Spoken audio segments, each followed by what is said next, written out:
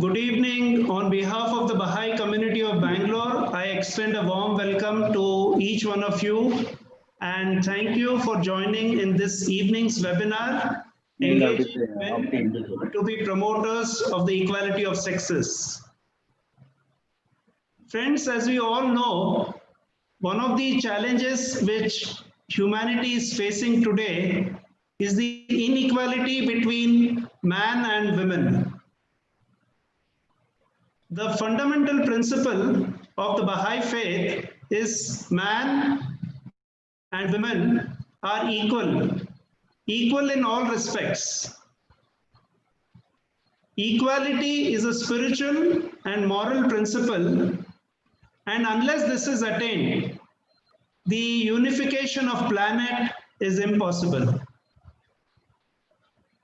Friends, equality in terms of opportunity, equality in terms of education, equality in terms of respect, equality in terms of knowledge, and equality in all ways of our day-to-day life. We are fortunate this evening we have 5 eminent panelists with us who have throughout their life experienced various situations which help them in distinguishing and supporting the equality of women. We also have a wonderful audience which is willing to learn and eager to share. With this brief introduction, before I go to the first panelist, can I request the moderator to please start with the poll? Yogesh, can you please start with the poll?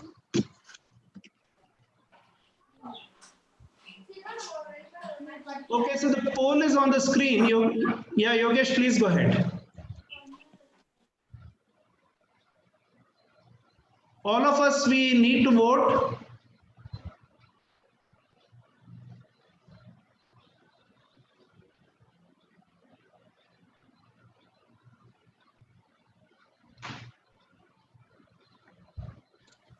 Mr. Dinesh, maybe you can read the question and options so people on YouTube also can vote. Okay, I'll do that. Okay, so the question is, Priya is on the phone consoling her best friend who has just lost her husband. The phone call goes for a long time. It is dinner time and Priya's husband Rahul and the children are hungry. What should Rahul do? There are 4 options, so we are expected to choose one among the 4. The first option is ask Priya to hang up and cook dinner. Second option is be angry with her that she does not care about her family. The third option is quietly order dinner on Swiggy. And the fourth option is sit and wait patiently for the phone call to end. So there are 4 options and we'll have to select one among the 4. This is open only for the participants, not for the moderator and for the panelists.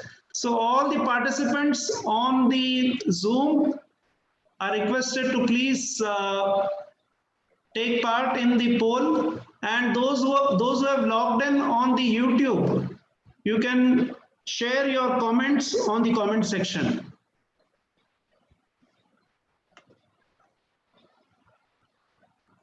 We have another 20 seconds. So most of them suggest that Rahul, who is Priya's husband, quietly order dinner on Swiggy. Okay, thank you. So I think that's the feedback from most of the participants. Thank you very much. So I believe we have participants on YouTube as well, and they are sharing their response through chat. But we'll go ahead. Yeah.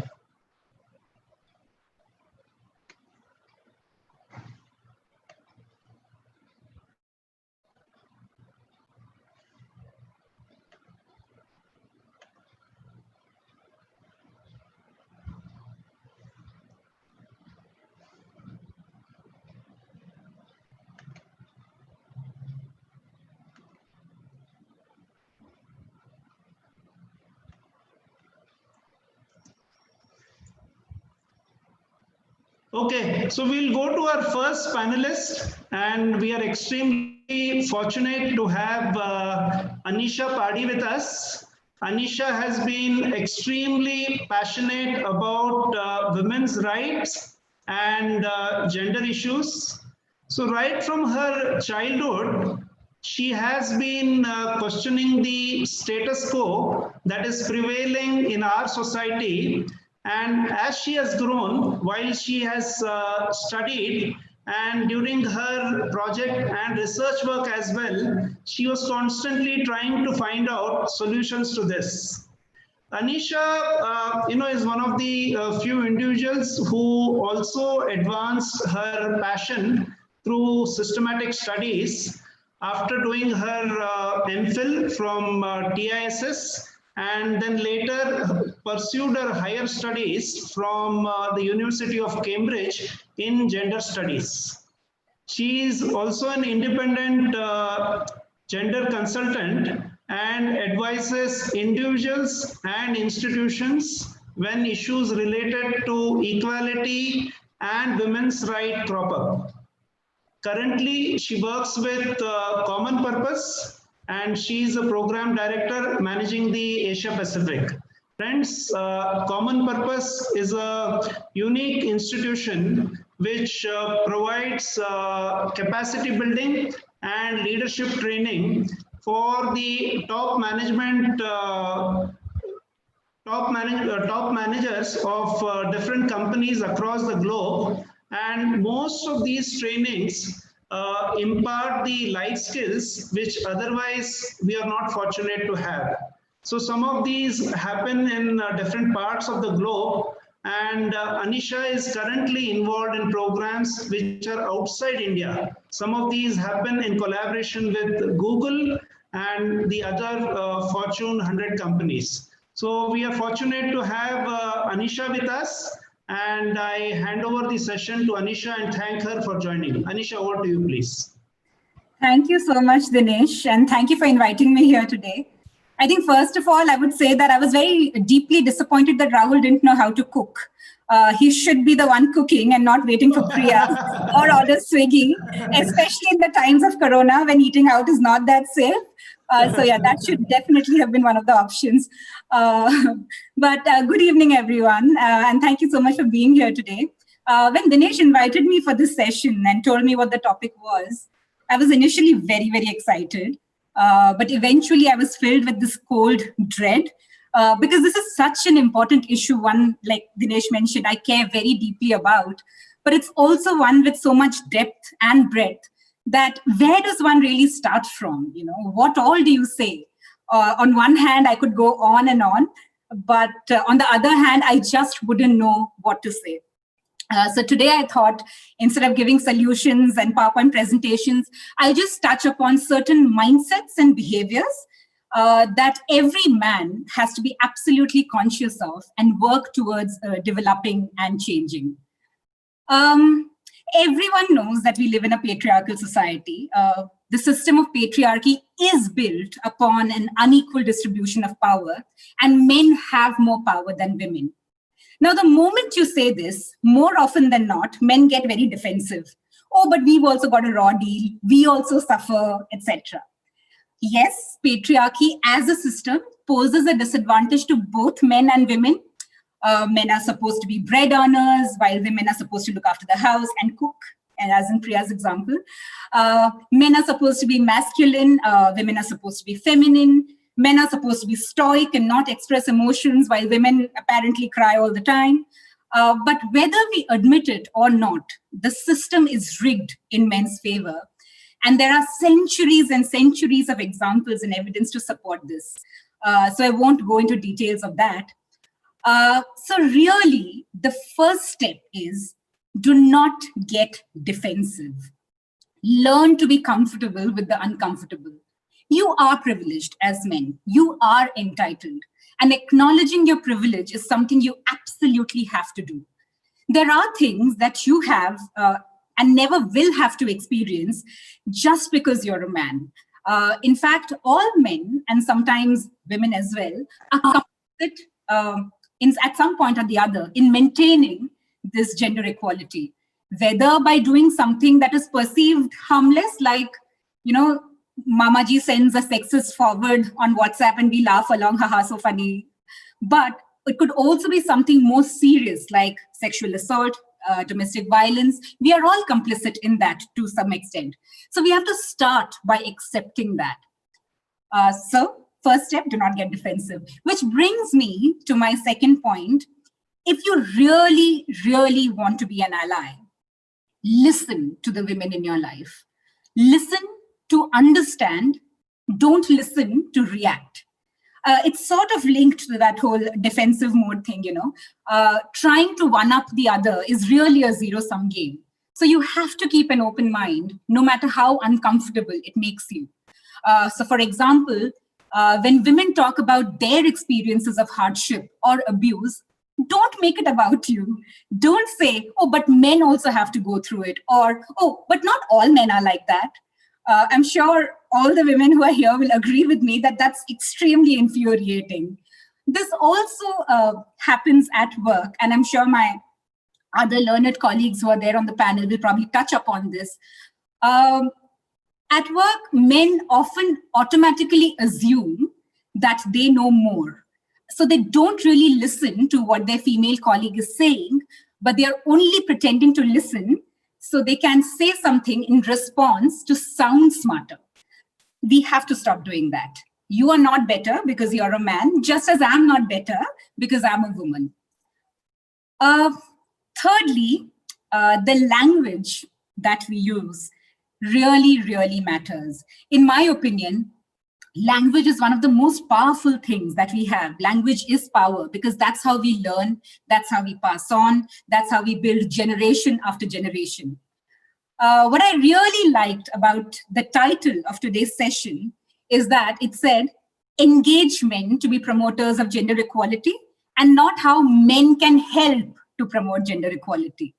See, words matter. The moment you say help, it automatically assumes that the primary responsibility belongs to someone else. And in this case, anyone who's not a man, and that men are just supposed to help. My husband can vouch for this. I literally hate this word help. For example, when people tell me, oh, you're so lucky your husband cooks, you're so lucky your husband helps you with household chores. I'm like, no, I'm sorry. This is his house/household too. We have equal responsibility for the chores at home. He doesn't help, we share. And that is equality. And that's the power of language. Similarly, I have heard a lot of men say, I allow my wife to do this, or I allow my wife to do that. That itself reinforces the position of power, that somehow the husband is superior to the wife to allow her to do something. Instead, we can say, I support my wife. Notice the difference in that? I get that this has been our conditioning, centuries of conditioning, but that conditioning is exactly what we have to change and challenge in order to achieve any semblance of equality. And not just us, let's actively change the language that we use with our next generation as well. Why does every sentence have to begin with the default male? Why do we have to say he did this or he did that? Why do we assume that a doctor is a he, a police person is a he, a chairperson is a he? So let's start talking in a gender neutral language, which will also enable the next generation to think in a different manner. Which brings me to my final point. And this is my call out to all the men out there, that please be active agents of change. Now, I'll take the recent example of Zomato's period leave. It made so much news everywhere. There was huge hue and cry from both women and men. People were talking for it, people were talking against it. And the one thing that came out pretty strongly during this whole argument was that if women want to be equal, why do they need period leave? They should just be equal. And what was really amusing is that how easily equal and identical are used interchangeably. We have to remember that equal is not the same as identical. Men and women are biologically and physiologically different. Trust me, if my husband could have my period instead of me, I'd be more than happy, right? Because that enables me to do so many other things. But he can't. Because while he and I are equal, we are not identical. Biology is not in our control, but other factors are. So instead, let's take responsibility. For example, apart from getting periods, giving birth, and breastfeeding, there's nothing a man can't do. So let's push for paternity leave in our organizations, with our HR teams, with our senior leadership, because the child is as much a man's as his partner's, right? What this will do is it will also help in creating a more equal workplace where women aren't penalized for their biology and men don't have to pick up the extra load. I know all of this is easier said than done. Like I said, we are trying to dismantle an oppressive system that's probably been around since the beginning of time. But we have to do the hard work because gender equality cannot be achieved by tokenism alone. Gender equality, it's not like, let's do one big song and dance on 8th of March, Women's Day, give women all the discounts and spa and shopping and then forget about it. It's not that. It has to be lived. It has to be practiced every single day. So men and women have to consciously work hard to shift their mindsets and align their behavior accordingly. Well, like I said, I could go on and on, Dinesh, but I will stop here. Thank you for the opportunity. And yeah, open to any questions. Thanks. Yeah, Anisha, before you close, some excellent insights that you shared, and some of the participants over the chat seem to agree to most of the things that you just shared with us. So one of the chat which I liked was from Dr. VC Prakash, who is a participant, and he says that he started cooking during this period of lockdown because that provided him an opportunity. As well, I think the main points that you shared, one is that men should be open, should not get defensive, should develop a skill of listening, and the change needs to happen at a very fundamental level, not at a very superficial level or not at a structural level, but at a very fundamental level where men and women collaborate and support each other in sharing their responsibilities and achieving mutual growth. So excellent. I think really thank you so much for joining, and please be connected, because at the end we will have questions from the participants, though some of them have already started praising you and also appreciating some of your points, but we still have some questions coming in, so we will take it at the end. In the meantime, before we go to the next panelist, can we have the second poll question, please? Yes, Anisha, you can switch off your video, but please be on. Yes, the second poll question is, Priya is a software engineer. She is pregnant and in her first trimester. She is struggling with meeting project deadlines due to frequency morning sickness. What should her boss do? So there are 4 options. So all the participants, you need to choose one of the options. The first option is, tell Priya to quit her job and stay at home. Tell Priya that unless she meets the deadlines, she will be fired from the job. Third option is, do nothing. And fourth option is, assign her a teammate to help with her projects. So the poll has just started. You can all vote. And among the 4 options, please select one which you think is most appropriate.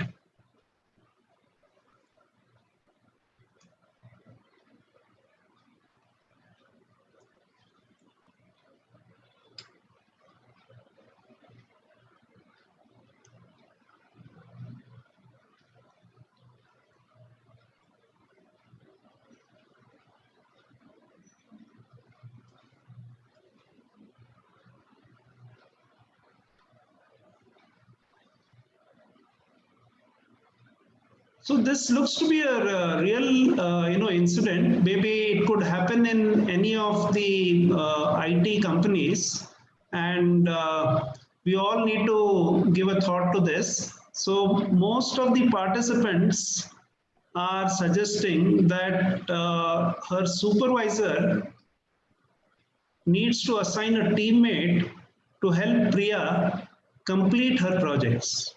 But still the voting line is on, and in case somebody has some other comments, please please go ahead, and you're welcome to take part in the poll.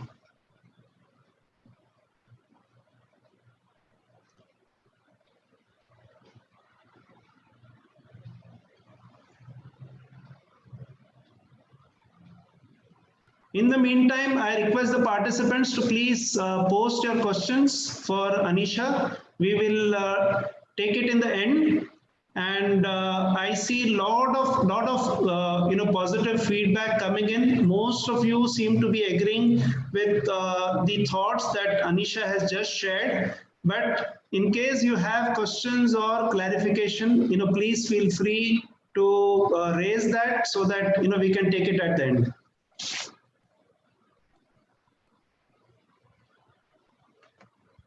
Yeah. Okay, now we'll have our next panelist. Our next panelist, we should really appreciate her joining us today, because today is a working day for her, and she took time off from her work to be with all of us here and contribute to the advancement of the discussions that we are having this evening. Deepika, works with an industry which impacts each one of us on a daily basis. And as we all know, whether it is mainline, it is print, it is social media, the kind of news that they carry, it influences the narrative, it influences the thought process, and it largely influences our actions as well. Deepika, over the years, has been striving to really write articles based on facts, based on truth, and based on the research that she carries. Her specialization has been in the field of higher education, science, environment, and issues which impact all of us. Deepika is also highly acclaimed in another skill. So she is versatile. She has done grade 4 in Kathak from the Imperial School of Teachers of Dancing. And we are really fortunate because over the period she has grown, and now she is the deputy city editor for The Hindu. And as we all know, The Hindu is one of the most respectable English newspaper that currently we have. So welcome, Deepika, and thanks again for joining on a working day. Over to you, please. Hi, Council, for having me. I did take off today to make time for this. Always a pleasure to be on discussions such as this, because like Anisha says, it's important that we talk about this and engage with men rather than have Women's Day celebrations, which, like often she says, is basically wear your best clothes and go out for lunches sponsored by the company. So I would like to speak from the media perspective. I'll be covering two aspects here. One is basically, being a woman, what kind of field, like what we call areas of coverage as beat. So be it politics or be it education or whatever. So how your gender impacts what beats you're assigned. And secondly, what kind of support you need to actually carry on being a journalist. Beats, I must mention, I mean, Anisha, I could finish sentences for her. I agree with like so many points that she mentioned. When I think there's this perception, if you're a woman, you are best suited to cover, for example, education. You don't find too many men covering education often. Lifestyle stories, for example. Oh, women are better suited to cover lifestyle stories. You may or may not find too many women covering politics. this happens, and not necessarily in my organization. Luckily, I come from an organization which is now headed by a woman. Our chief of bureau is a woman here.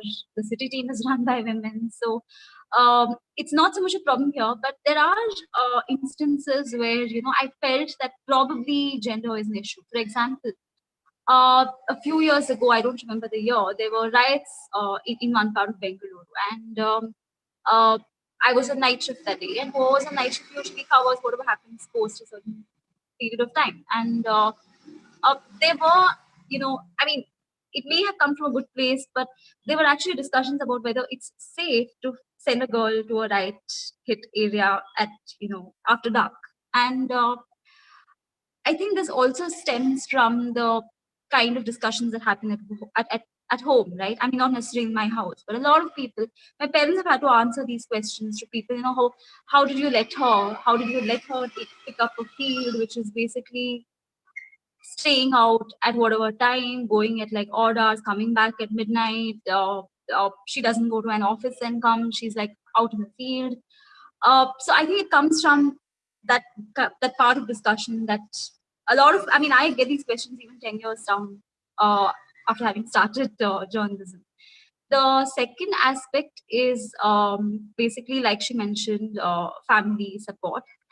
There are a lot of instances where women have had to choose a different career path, usually something that's a 9 to 5, because journalism is not 9 to 5. It's literally 24 hours. You can get a call at any time. You can be anywhere the next day. And I remember speaking to Mr. Rao when he was telling me about this workshop, and he was very surprised to hear about my background, and I was telling him how fortunate I was, and I'd like to throw a little light on how families can basically be supportive, especially if you have someone willing to get into the media industry. And by media, I mean not just journalism, but even say something like theatre, dance, films. There are so many misconceptions about this field, right? So initially, when I said I want to get into journalism, there were, like I said, a lot of people were like, "Oh, but she scores well. Why does she want to take up this?" It's a very unstable job. She's not even going to be in an office. What kind of a job is that? And then, oh, she doesn't get a Sunday and Saturday off. So, like, when does she get her off? And of course, the big marriage talk where it's like, okay, so is she willing to quit her job after getting married? What if she finds a rich husband? What if she never has to work again? And I'm sure this is not something that only journalists hear. I'm sure a lot of women will agree with me when I say these things. But I was basically raised, I think, like Anisha stressed on the importance to do so, or in a very gender neutral fashion. So when I was taught to cook, I'm an only child of working parents. So when I was taught to cook, it was never because I was a girl and I may get married someday. It was always, I learned probably how to make a bread and omelette in like class 6. And that was because my parents said, what if we're not at home that given day? You come back from school, you're hungry. What are you going to eat? So instead of eating junk, learn how to switch on the gas, make an omelette, feed yourself. Similarly, I was never pushed into dance or sports or whatever it was because, okay, you're a girl, so you need to learn how to like dance and sing or whatever. Or don't get into sports because like how are you going to pursue it? It was basically, do what you're interested in. And moving forward too, I think even now, I'm very fortunate to have a mother who, she worked pretty much like all her life. She's recently retired and she's very openly, defending me, saying that sometimes people, when relatives call you, they're like, okay, but it's 10 o'clock, is she not home? And my mom's like, no, because, things must be happening in office. 10 o'clock is their peak hour. So she's like, I'm sure she's in office. So I think supportive families are extremely, extremely important if you want to pursue anything you want in life. Basically, it doesn't have to be IT or journalism or whatever. One thing that I definitely want to talk about is like Anisha mentioned how a lot of aspects such as paid leave, for example, came into so much discussion recently, especially in a field like mine. This does matter because we are usually out in the field. And if someone's suffering from period cramps, it is an issue. So often what happens is, for us, we come from, I think even the men in my office come from like very balanced backgrounds, where it's open. We can talk about periods and menstruation and cramps openly, and no one's going to be like, oh, like, what are you talking about? But I think it's a lot easier if it's formalized. So if someone has period cramps, for example, it just makes more sense to like say, you know what, I may not be able to turn up to work, or I may not be able to do this assignment because I have a biological reason not to do so. The other thing that I think as part of the media, I would definitely like to stress on is gender neutrality. So this is something that we strictly follow. So when we write about any sentence which doesn't have a name, when you're representing the population in the whole, it's never going to be he. Like she mentioned, I mean, that's such a subtle thing, but it makes so much. It makes so much difference, right? So you're basically accounting for for the other half of the population when you just say a he bar she, or just account for the other half of the population. Yeah, and the other thing she mentioned, which I definitely wanted to talk about, is men thinking they know more. This happens everywhere, even in my field. I know for a fact that, because I come from my dad was a hockey player, so I have grown up on a lot of sport. But in most places that I worked, every time there's a hockey match on or a cricket match on, they would just discount for the women who are in the same room. And they would have these discussions, and we would be like, but we know what a run rate means, or we know who this bowler is, like. And it would almost, our voices would be drowned, and I'd be like, what is this assumption that sports is a men's domain to be discussed? Politics is usually considered a men's domain. While covering politics or in journalism generally, another comment I've heard, I think like that's another perception I would definitely like change. Some people say, oh, but you're a woman, and like, oh, if you're pretty, then it's easy to get information. That's the other kind of weird perception that we have to face, because a lot of people say this. I've heard this through my career that, oh, but it must be easier for you because you're a woman, and ministers and like IAS officers are usually a little more willing to give information to women, which is not true. We have to be as persuasive as men, as persuasive, irritating, whatever you can call it, but that's exactly the amount of effort we need to put in to get our information. So there's a lot to change, I think, in all industries, but I think charity begins at home, and it basically it has to start at home. You, as parents, as brothers, as husbands, you need to start conditioning yourself, and then it's automatically come to the woman to think that she's not working as a hobby, she's working to be independent financially and professionally. She's not doing whatever, she's not learning how to cook because she needs to feed a family like Priya over there. Rahul needs to learn how to cook. So I think it has to start from the workplace is basically a reflection of what happens at home, to be honest. So excellent. Thank you very much, Deepika. In fact, there are few participants who resonate with your views, and they totally agree that sometimes it becomes too stereotyped, and the gender neutral words definitely make better reading.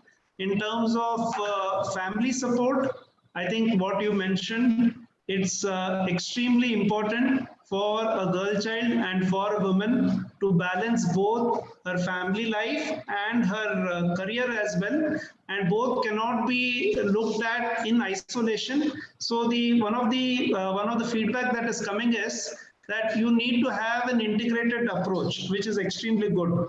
And the other point that you mentioned is about male domination in certain aspects of the career that we see. I think that also is getting resonated. Many of the participants agree with that there's no field today where women are not able to significantly contribute to the development. So thank you very much, Deepika. Please stay with us. We will have questions from the participants. And I think there's one comment which has just come. Beautifully told, ma'am. It's so insightful and enlightening to hear you. Okay, so thank you. Before we go to the next panelist, we'll have the poll coming again, and I request all the participants to please participate and share your thoughts. Deepika, you can switch off your video, please. Yeah, so the next question is, Rahul and Priya are hosting a small party. Priya is busy cooking. Guest starts arriving and need to be served some soft drinks. What should Rahul do? Okay, so this is a question. There are 4 options. Rahul should serve the soft drinks, call out to Priya to serve them, sit and socialize and wait for Priya or some other women guests to serve them, be irritated with Priya for being such a bad hostess. Okay, so I request all the participants to, please join this polling. It's an opportunity for us to, to align our thoughts with the situation which is presented here. And some of you are saying, okay, the third one. Most of you are saying the first one. Some of you are still voting, but please go ahead and participate in the poll. We still have some time. Yeah. So the options are: Rahul should serve the soft drinks, call out to Priya to serve the soft drinks, Rahul should sit and socialize and wait for Priya or some other women guests to serve them, be irritated with Priya for being such a bad hostess.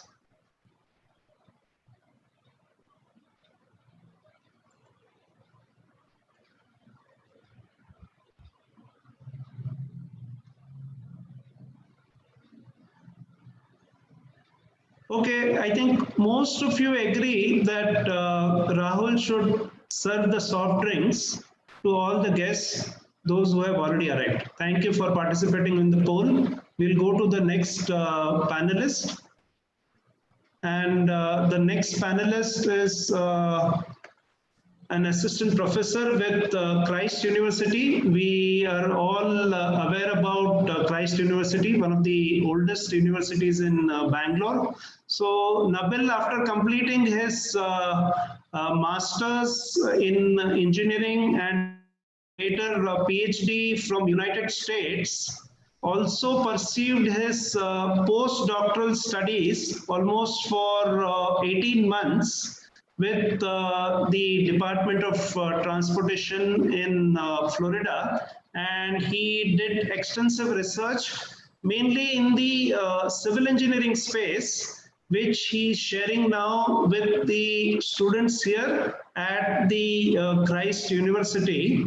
Nabil had an opportunity to stay back in United States and accept a very, very tempting and lucrative offer and be there for a lifetime. But his conscience and his interest brought him back to Bangalore because he felt that he'll be able to serve the humanity better, work with different people, especially the youth, in developing a holistic education for the students so that people are not aligned only to material development, but also development in terms of building individual capacity so that they'll be able to serve humanity.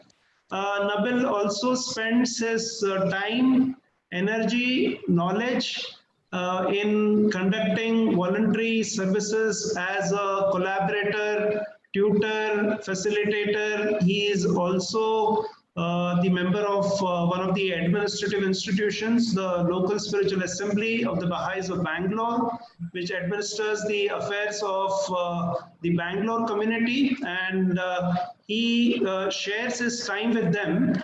Otherwise, he is very deeply passionate about the kind of work that he is doing at Christ University, where they have given him a wide latitude in terms of working with both men and women, that is the girl and the boy students, mainly from the technical side. And he actually develops the skills for the next generation. So with this brief introduction, I now request Dr. Nabil Hussaini to please share his presentation. Hello, am I audible? Yeah, maybe you can increase a little bit your volume. Yeah. Yeah, so first of all, I would like to thank the Baha'i Community of Bangalore and Mr. Dinesh and all the team members for organizing this webinar. It's a very wonderful topic, very important topic.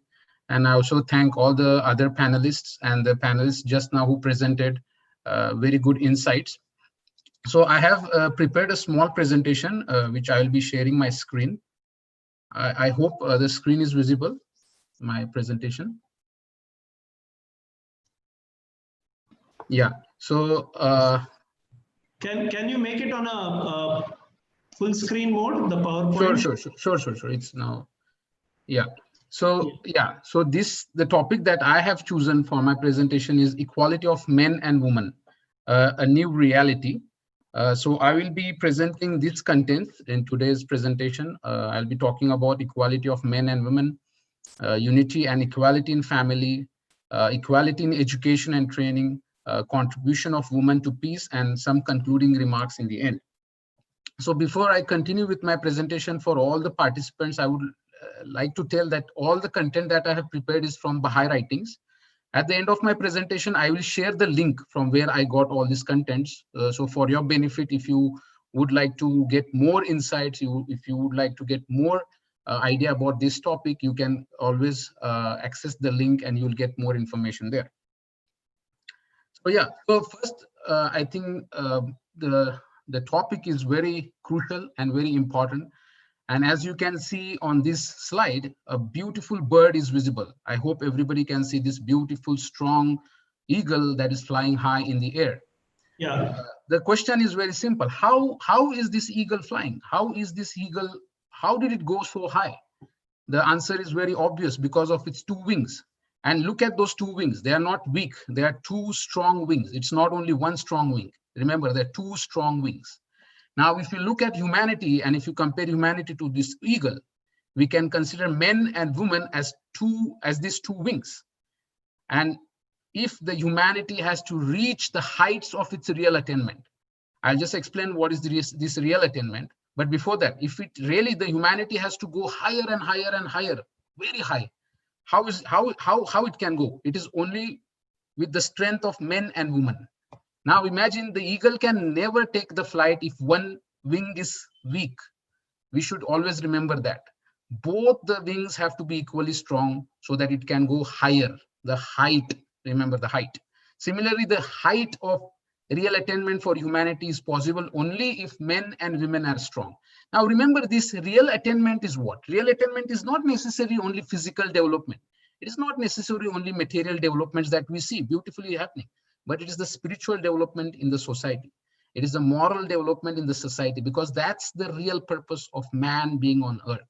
We have been created to develop spiritually. We have been created to develop morally.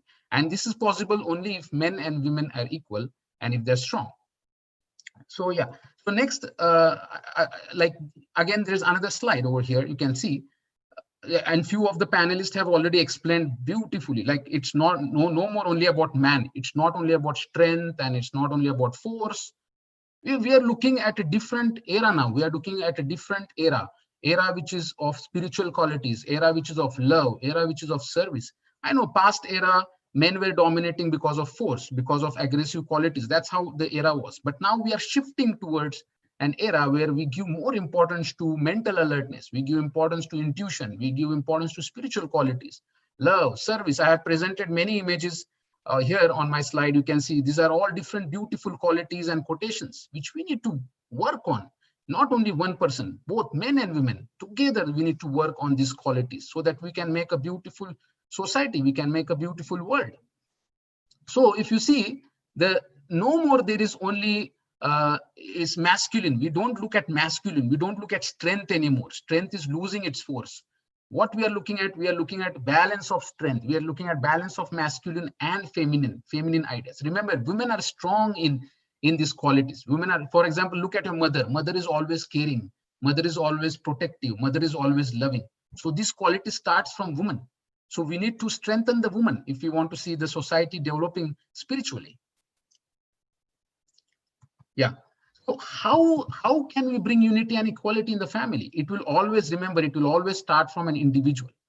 The equality, the unity should always start from an individual. I am showing a very beautiful picture over here. You can see one lady, then you can see a family, then you can see community, and then you can see the entire world.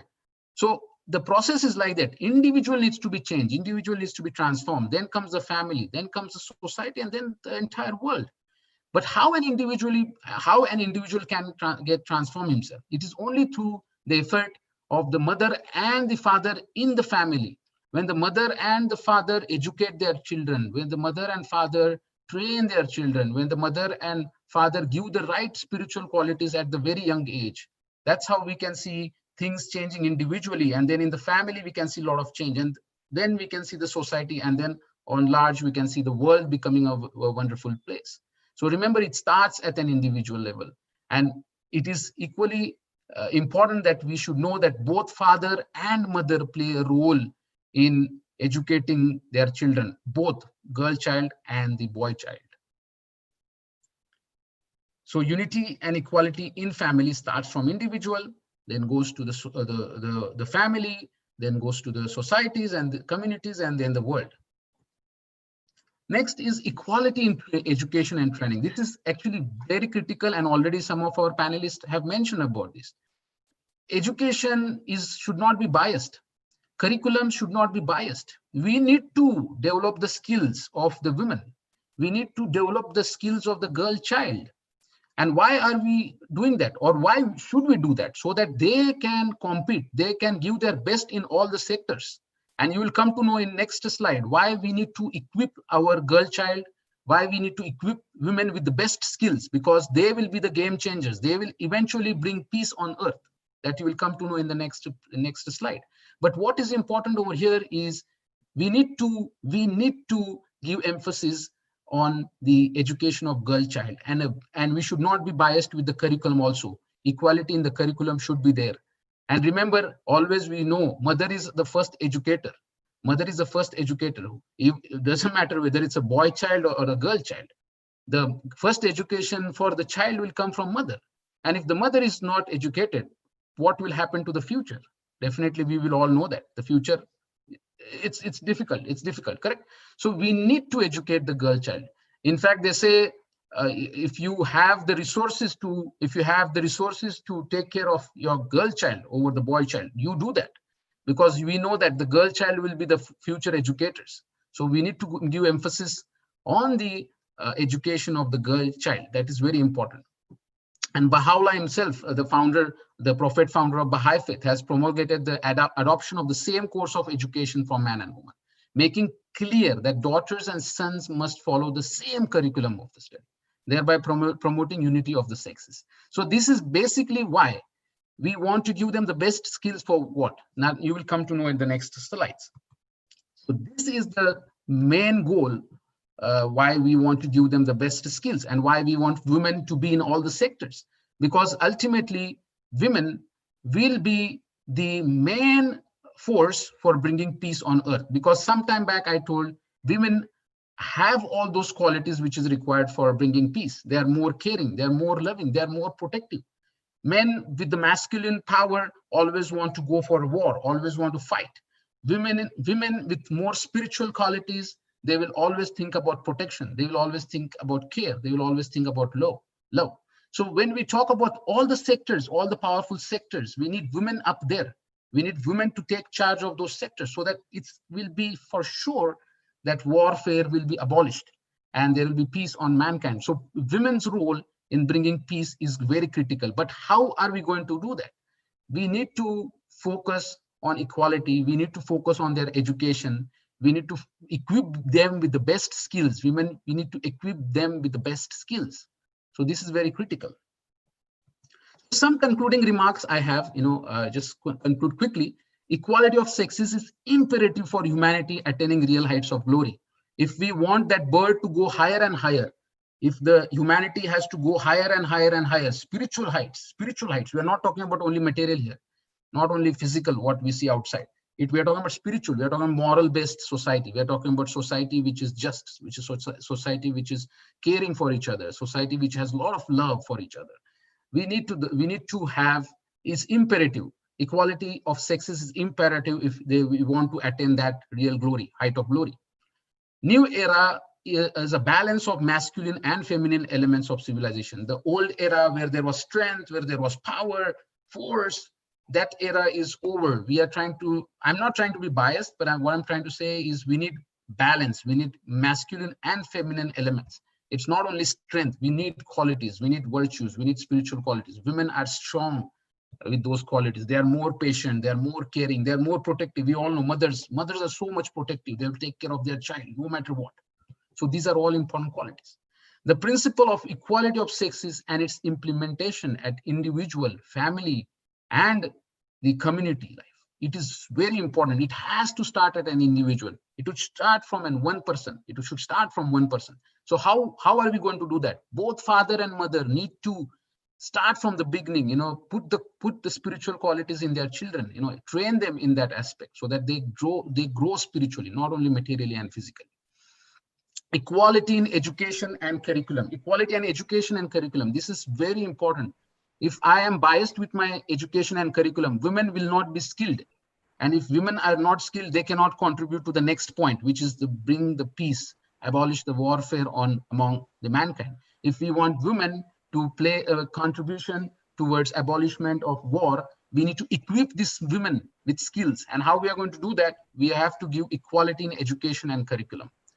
So these are some of the concluding points. So finally, I would like to close with this quotation: dignity before God depends not on sex, but on luminosity and purity of heart.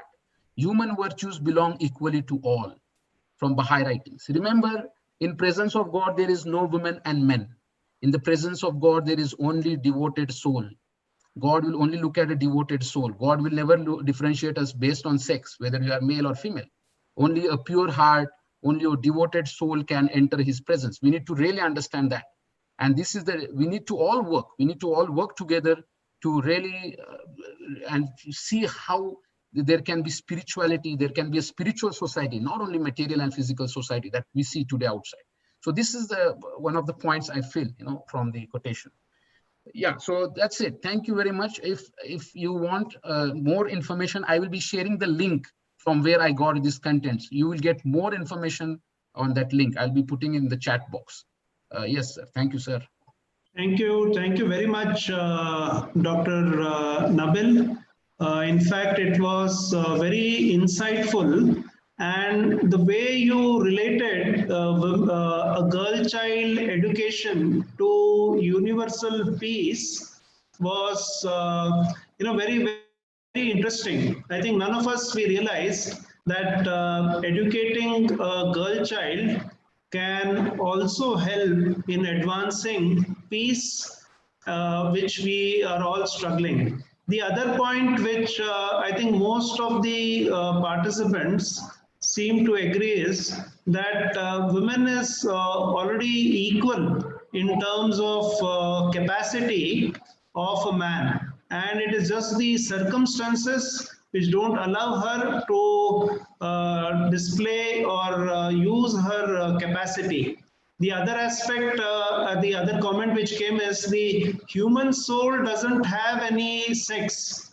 So in front of the Almighty, there is no male soul or a female soul. It is, just one soul. And another comment has come regarding the bird, the analogy which you shared about, the bird. and most of the participants seem to agree that unless both the wings, so that means both the protagonists, the man and the women, are strong, the flight of the bird will be impelled. So excellent. And the point which I think you have left all of us is that it is our own mental conditioning, which limits us in accepting the reality that a woman can and will also contribute. And as you rightly said, that the generation going forward will be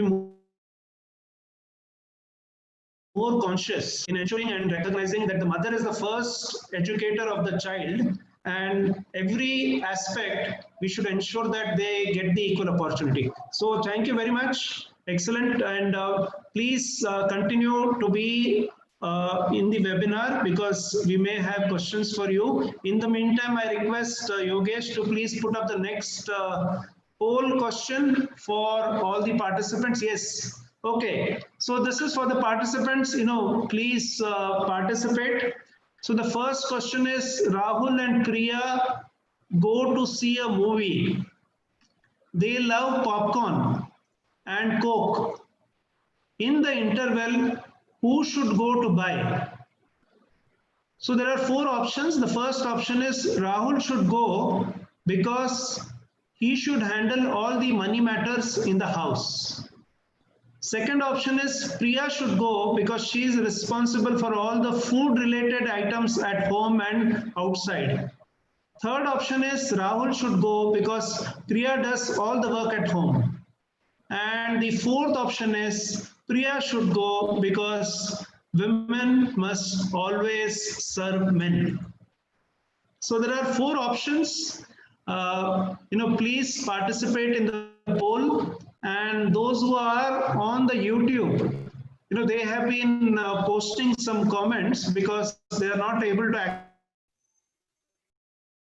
post your comments on the chat in the YouTube, and we will access that. But in the meantime, those who are on the Zoom, please continue to participate in this poll and share your suggestions.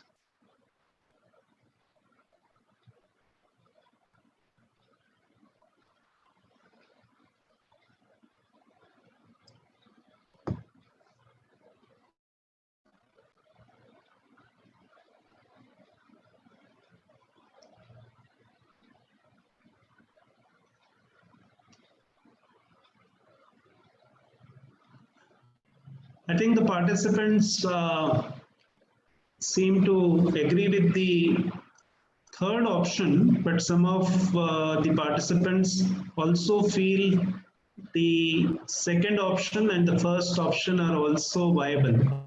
Okay, so we still have some more time before. Okay, so the poll time has closed. 91% of the participants feel Rahul should go and get the popcorn and Coke because Priya does all the work at home. Okay, thank you. So we'll go to the next panelist, and I hope my screen is visible. So the next panelist, is somebody who has actually sacrificed her life to service of humanity, because the kind of work that she does requires tremendous patience.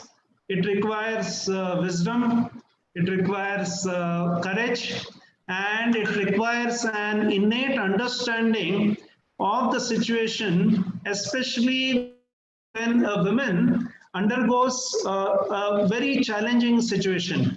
So what we probably see once in a lifetime, Mrs. Christie actually experiences it on a day-to-day basis. So some of the experiences that she has gone through and is still going through are heart-rendering. And there are no words to equate the kind of work that she does. especially with people who are challenged physically, people who are challenged emotionally, some of them are challenged economically, mentally, and many are deprived of even the basic necessity which we all take it for granted. So Mrs. Christie comes with a tremendous experience both at the level of policy and at the level of implementation. She was the former CEO of APD. She works as a consultant currently with a number of organizations. She also serves on the board of several organizations which are striving to create a humanity which is more just and which will also provide an opportunity to develop an inclusive society.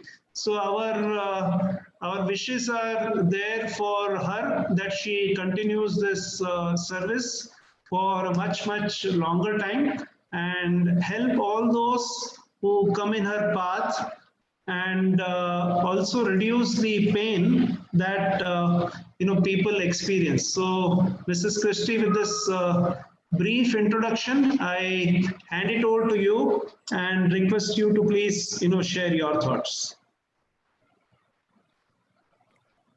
Thank you. Can you hear me? Yes. Okay. So thank you, Mr. Dinesh Rao, and my fellow panelists and the participants. It's really good to be here, privileged to be actually here to speak in any fora where there is a discussion on equality, and really good to hear what the young participants or the panelists have to say. I have about 5-6 key points. I know there is 6 minutes, and how do you tell what is very important, So the first thing that I want to say is that the gender equality is not a Western concept. We should be proud that one of the early promoters of gender equality is from the state of Karnataka. So there was this beautiful girl born in Shimoga in the 12th century, and she was a poet. She was a devotee of Lord Shiva. Her parents were also devotees of Lord Shiva. And she was a poet in the court, and the king, Kapila, fell in love with her beauty and wanted to marry her. She agreed to marry him, but with a condition that she will continue with her poetry, that she will continue to debate in the court. And the king agreed is one story. The king did not agree is one story. The king agreed and violated the agreement. And whatever it is, what Mahadevi did was that she left the king, the kingdom, and she even left her clothes. And she walked as a nomadic and reached Srishailam, the abode of Shiva. And today there is, and she actually died in the caves, there is what it says. But what it tells us is that Akka Mahadevi is an expression of autonomy of the individual. So Dr. Nabil was telling many times, it is about self-respect, it's about self-determination of the individual, and gender equality comes from individual beliefs and sacrifices. So the basic thing, it happened across the globe, and it is very much the protest or the struggle is there very much right in front of us. We just have to look at it. History also shows that there are many men who have fought for women's rights.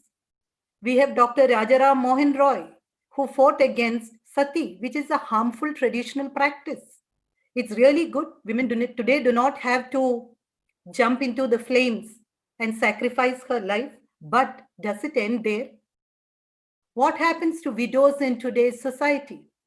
When a woman becomes a widow, whatever age she may be, there are still practices which go on, which diminishes her value. She is diminished to a widow rather than what she was before. And all of us have a responsibility to change such sort of harmful practices which goes on. History also shows that we have Jyotirao Phule, who educated his wife Savitri Phule, and then fought for girls' education, fought for widow remarriage, fought for female infanticide. Even today, till very recently, female infanticide was happening. Feticide was a major problem.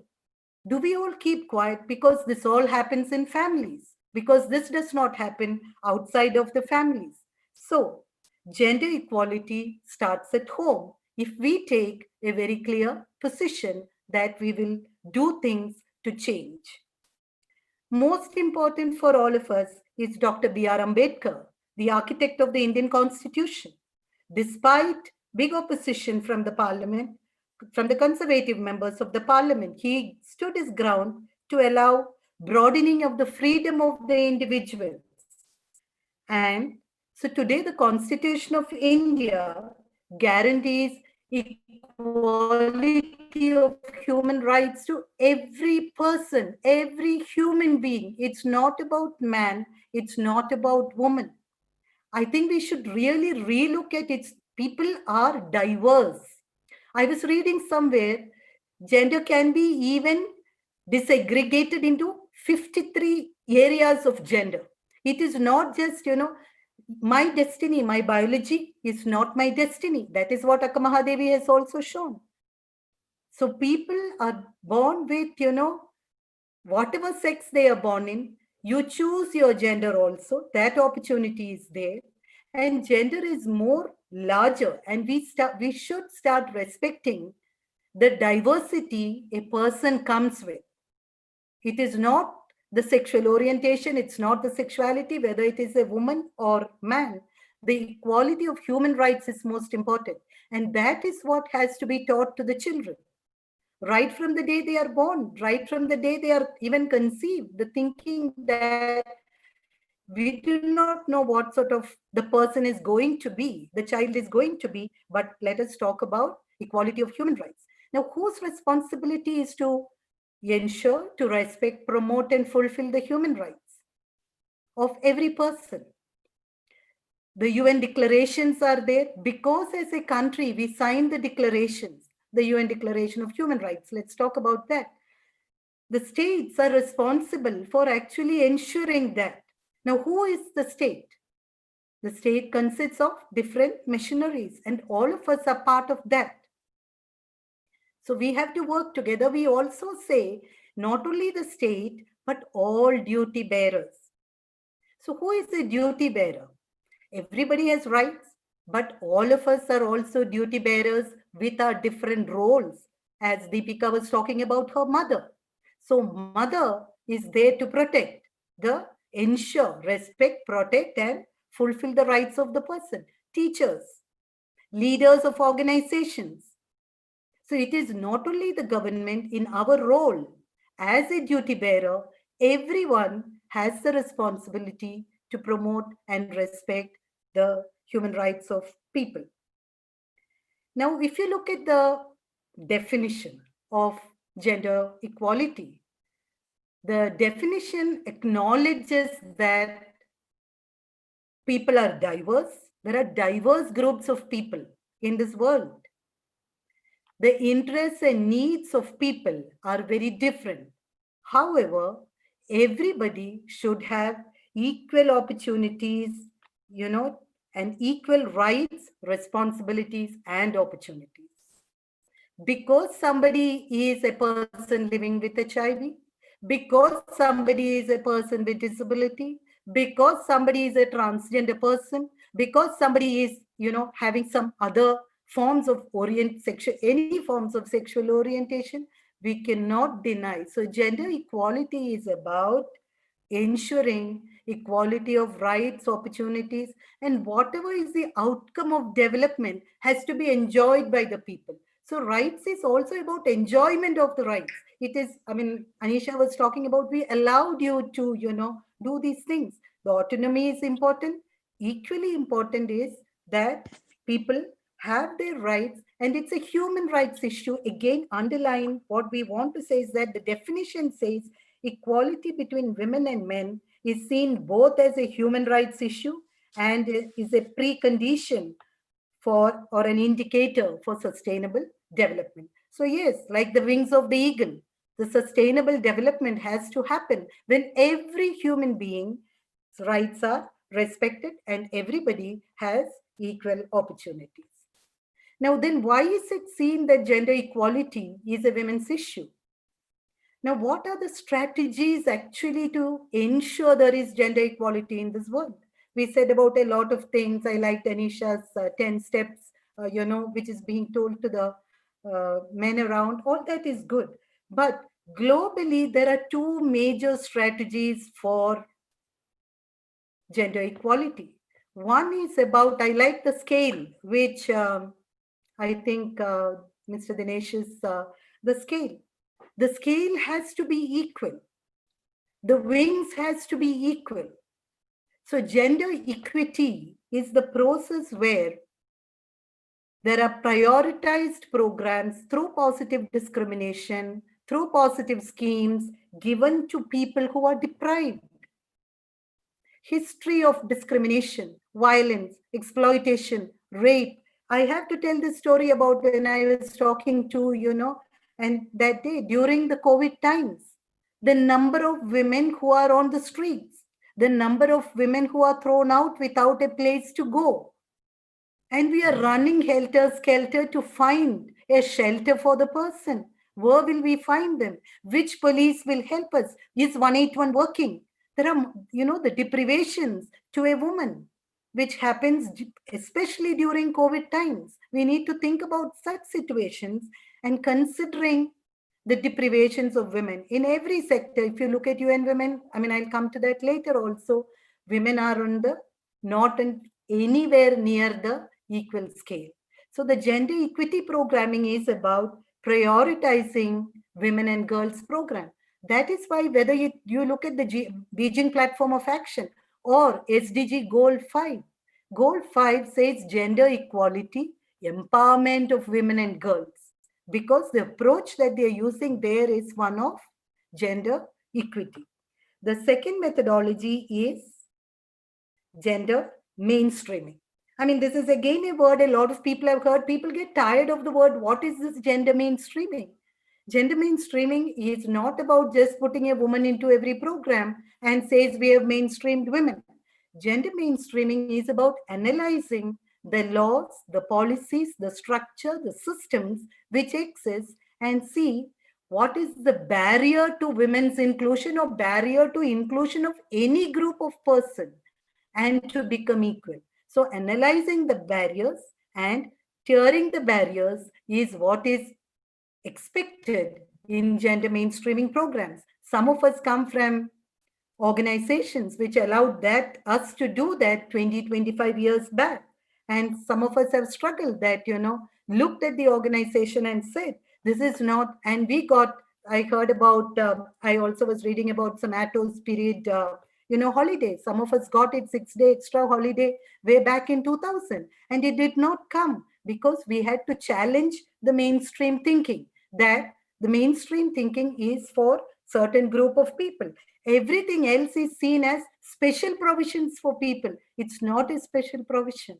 That is what we have to understand. It is my need. It is my biological need to have that leave because I go through a separate process which others do not go through. So looking at these processes and facilitating that processes is what gender mainstreaming has to do. So if you look at a large number of organizations, you will see that what they do is that they have specific programs, gender equity focused programs for empowerment of women and girls. There are programs for gender mainstreaming where, like I know in Karnataka, we are trying that all the 32 departments should actually mainstream women's rights as well as disability rights. So it's not only the department, one department we looks at these issues, but we'll have to look at. So when you think about all this, everybody has a role. There is, and it has, nobody is saying that it's only one group has to engage in this process. Everybody who sits and who has the responsibility as duty bearer will have to engage in that process. Gender neutrality, I like that. You know, we were talking that gender neutrality of delinking, that men should do only this role, women should do only this, people with disabilities should do nothing and maybe sit at home and get a pension. That's the way people think. That's the way the government thinks. And that's what we are trying to change and say that people don't need pensions, people don't need support, people actually need freedom and resources and opportunities so that they can change not only their condition, but they can also change their position in society. And that is what gender equality is all about. The last point, what I want to say is that I will draw your attention to the UN Secretary General Antonio Guterres' statement on the eve of International Women's Day 2020. And I will earnestly request everybody who's listening to me to go and read that statement. And he calls it the gender power gap. Friends, we look at the gender gap index and look at 4 major areas to find out what is the gap between men's participation and women's participation in the total process of development. One is health, one is education, the third is economic participation, and 4 is political participation. And so anyway, when we look at that in health and education, there has been major strides and progress. But in economic participation, we are actually going below. And if we can increase that, the nation will progress much. That's one part of the story. Political participation also, women's participation has increased. But what Antonio Guterres, the UN Secretary General, is talking about the power gap. It is not about these 4 areas. It is how people display power and use it to violate the rights of women, to not to give them opportunities even when they have an education. So here it says gender inequality is the overwhelming injustice of our age and the biggest human rights challenge we face. Everywhere, women are worse off than men, simply because they are women. Legislations are being changed in many countries, favoring violence, rape, coercive reproduction, and he says gender equality is fundamentally a question of power. And he very particularly says that women put in 12 billion hours of unpaid care work every day. That simply does not figure in economic decision making. So he says, if we are to achieve a fair world that works for everyone, this world will have to work not only for a few people. It will have to work. Everyone who is born should feel that there is an opportunity for me to develop. We need to base our policies on statistics that take into account women's true contributions. Friends, in India also, there are many bills which is being discussed, particularly the medical termination of pregnancy bill is passed in the Lok Sabha, and I think it is going to come to the Rajya Sabha. Does it take into consideration the agency of the women? If a woman wants an abortion, even here, women will have to prove as to why do you want an abortion. Where is the freedom? Where is the self-determination? Where is the self-dignity of the women in all these processes? The agency of women should be in the center. Now, feminist activists, I would like to say that feminist activists very particularly looks at the third part, how to reduce the gender power gap and the power structures that exist, and gives us equal opportunities even when there is equal education. There can be education, there can be healthcare, and you might have the same position. However, the power gap ensures that there is oppression. Happy to be a feminist. And to conclude, let me say, knowledge speaks, wisdom listens. Thank you for listening to me. Thank you very much, Mrs. Christie. And there are a lot of comments and a lot of insights, and there seem to be a huge fan following for you in terms of your thoughts that you have shared.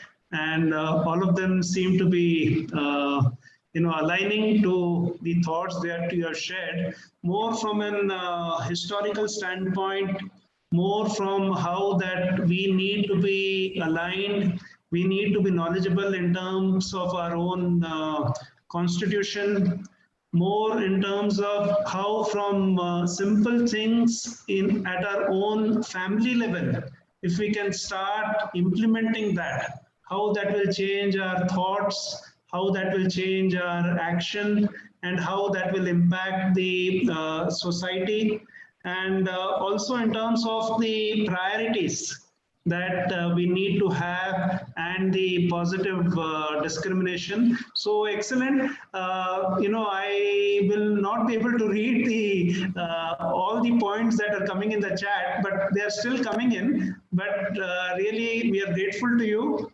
for sharing your thoughts. And most of these, I'm sure they have also come because of your experience of over 3 decades working with people who are really impacted at the grassroots. So thank you very much.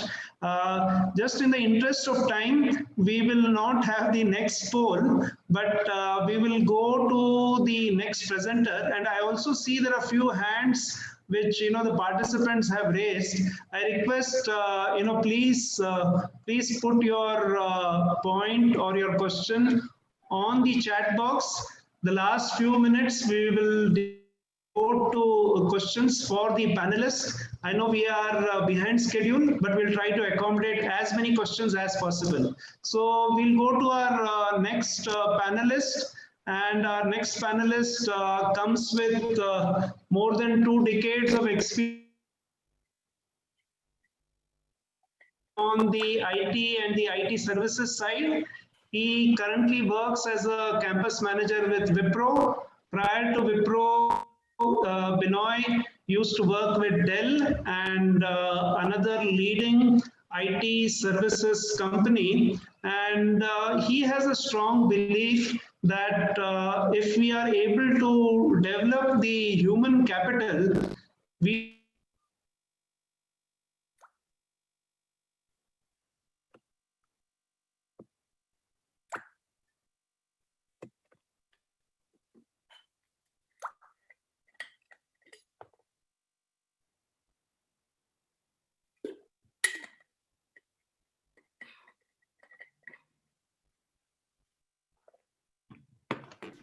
Yeah, so with this brief introduction, am I audible?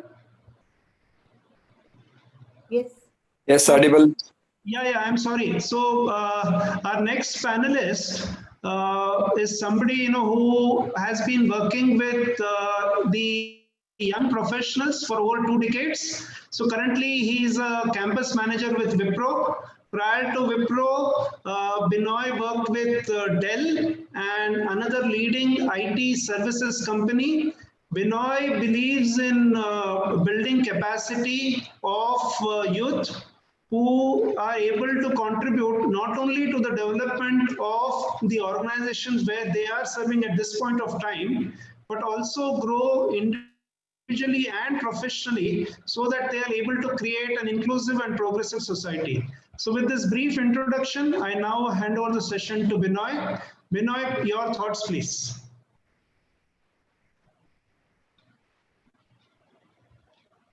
Binoy, we are not able to hear you.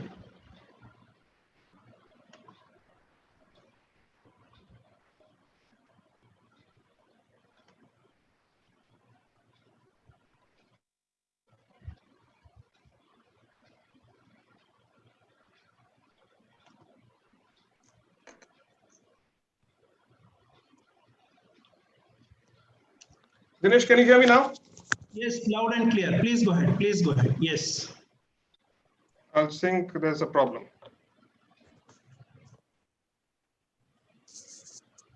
Dinesh, am I audible now to you?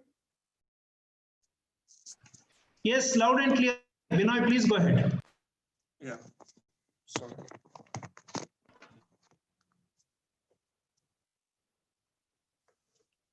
Hi, Dinesh.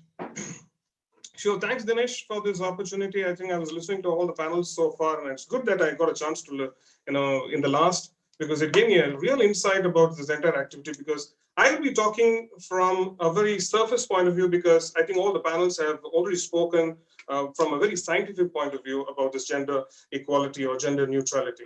But what I want to actually say is that before I actually talk about how we looked at it from a corporate perspective, I want to actually just talk about the sociological and the psychological aspects before I just come into this particular thing. First important point is what I wanted to actually tell is that during many centuries ago, when the societies were not organized, and it was at that time what most of the time happened was people were living in a or people were living in a very clustered form of societies, which could be, it was a created society of their own in the small groups. And at that time, there was always this indication of the security aspect which was there. So the men always took this opportunity of actually taking care of for particular society. So they used to always go for wars and to actually manage the particular society or the congregation.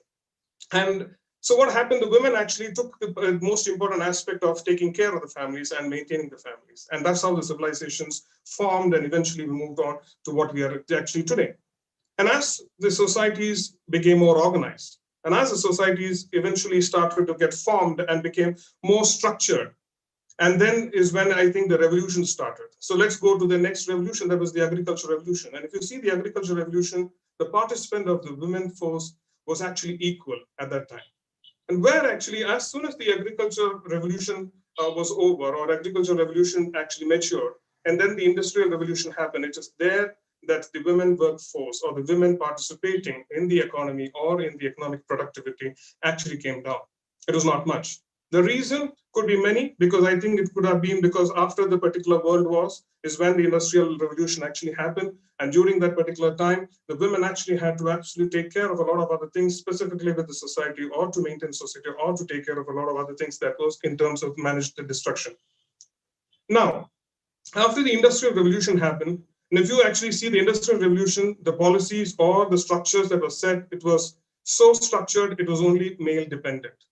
And then as soon as the 80s, when we reached the 80s, when we were even more organized, even more structured as a society, you started seeing that this society eventually became a computer revolution or a digital revolution, you can call it at this moment, or the social revolution, I can call it at this moment. It is in this particular era that actually you see the societies have become even more, what do you say, developed. So when you say even more developed, you will say it's a rational society, a society which actually have a social thought process society, or a society which actually has a liberal thought of process of society. I mean, all this plural, and then a conservative form of society. So all this is a plural form of thought process that actually has been set up.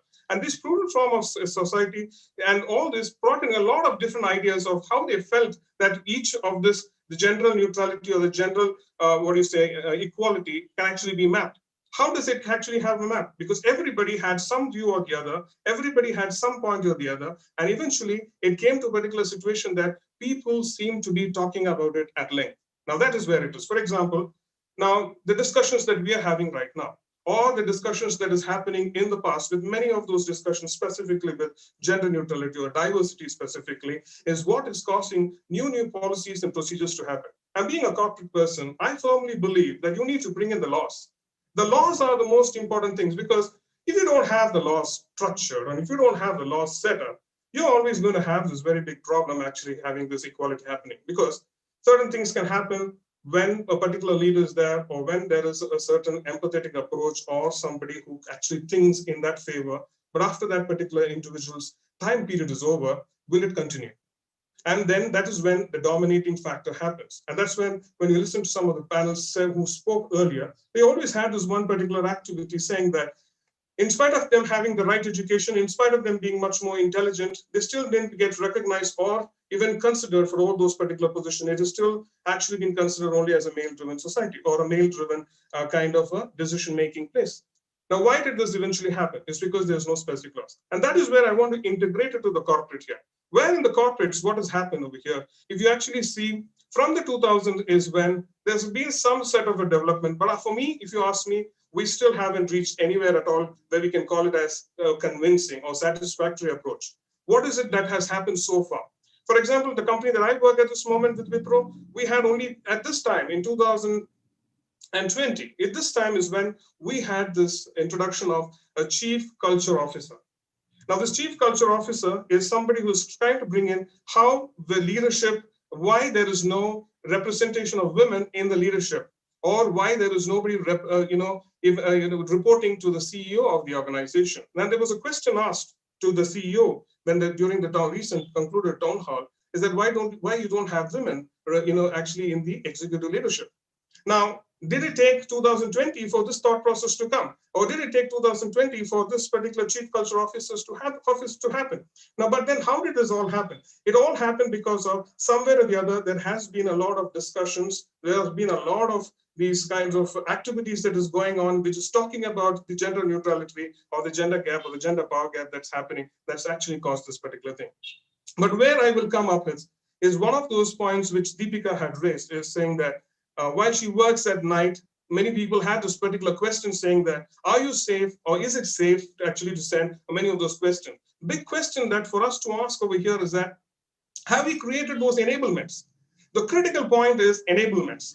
There is not much of enablements that is done. So let us look at it more specifically. The kind of rules and laws which is there in the organization, which governs a lot of things, maybe they say that they are not actually gender discriminatory or whatever, but if you actually carefully look at it, it is only aligned to a particular gender.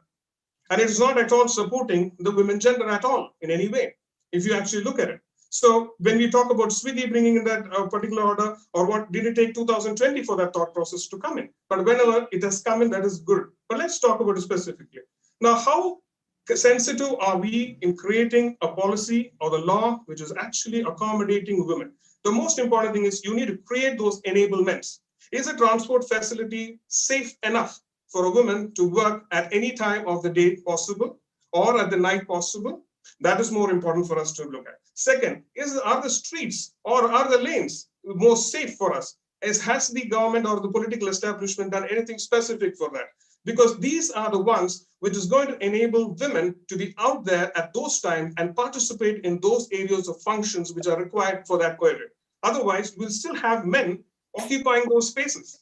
And why men are occupying those spaces is because we have not specifically created an enablement based on a certain sensitivity of the gender of how that they can be enabled to actually be working in all those areas. Now let's go more specific about here in this particular.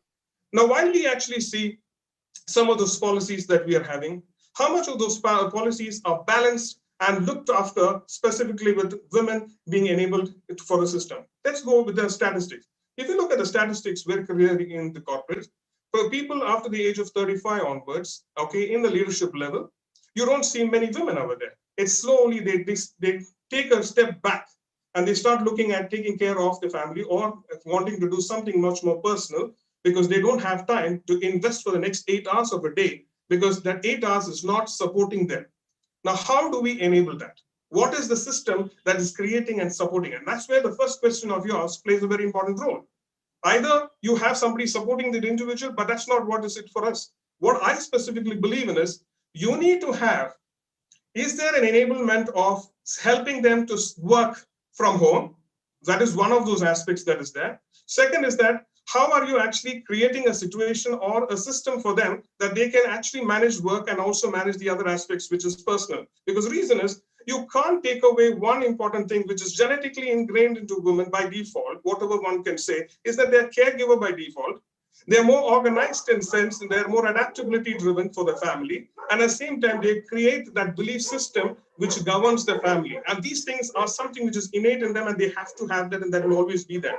While they have that, how is the organization going to set up a system to get them to be able to do the support and work for us? That is where the most important thing is there. So first, I believe, to conclude, I believe that for the employment, we need to have systems, policies to create that enablement for them. And in the executive leadership, to bring them to the executive leadership, only when those systems and policies are set up, you will start finding women there, and which is more important. Third last important thing is, we all know biologically women are different and men are different, and we need to see how we can actually bring in that sensitivity. Gender sensitivity is the most critical thing in all these aspects for us to be able to look into. And that's where I would like to actually put it, and I leave it to the questions so that we'll just address more questions there. Thank you, Dinesh. Thank you very much, Binoy. There are a lot of comments that are coming in the chat box, and many of them seem to agree that in terms of enablement, I think we still have a long way to go, both at the level of organization and at the level of individual as well. Also, your views on the historical perspective on how women and work got connected and why is it that men got more responsibility than women, I think was very enlightening. And in terms of your own organizational experience, that over the period of time, how it evolved and how now at a leadership level, you have a chief culture officer who also works on the issues of diversity and who is also able to create and empower more women employees to move up the corporate ladder so that they are also able to take leadership positions reporting directly up to the CEO level. So I think which is very interesting. And the last point that you brought out about the biologically, how men and women are different. I think that also seems to resonate with most of the participants. And one of the participants, in fact, has quoted to assist you that even UNICEF says gender equality means that women and men and girls and boys enjoy the same rights, resources, opportunity, and protection. So this is in context of some work-related issues where sometimes women have to work in the night and where they need to be adequately protected and empowered and made to feel safe. So this need not be something which comes as a special task. So I think it should come as a very normal task so that more and more women are encouraged to work in different areas of opportunities. And as you rightly said, systems and policies need to go hand in hand with the mindset and the belief of different individuals who are in the position of authority. So thank you very much. And thank you for being with us. So we have now questions that have just come on the chat. So the first question has come to Anisha. Anisha, how can a women professional, it's a little blunt, but it says, how can a women professional silence a male colleague unnecessarily so-called helpful reinterpretation of a question asked instead of allowing her to speak? Thank you for the question. So this has happened to me in the past. It took me some time to realize that it's actually mansplaining, where men think that they can explain things better than women, where I have said something and I've been in a room full of men and I've said something and then a man has said exactly the same thing what I said and everybody nodded with what the man said and what I said was discredited, even though it was my idea and what I said. And it happened a few times and it took a little me being upset and me analyzing what was going on to actually raise my voice. And I'm just blunt, like I'm very fortunate to work in an organization which is women-led, which is filled with women and all our male colleagues are very supportive. I've been here 5 years now, but you just call it out. I think nothing makes people more embarrassed than when you call things out. So for example, this one time there was, I won't name the organization that I was in, somebody said something really distasteful, it was very sexist. And they laughed about it. And I looked them in the face and said, sorry, I didn't get it. What was funny about it?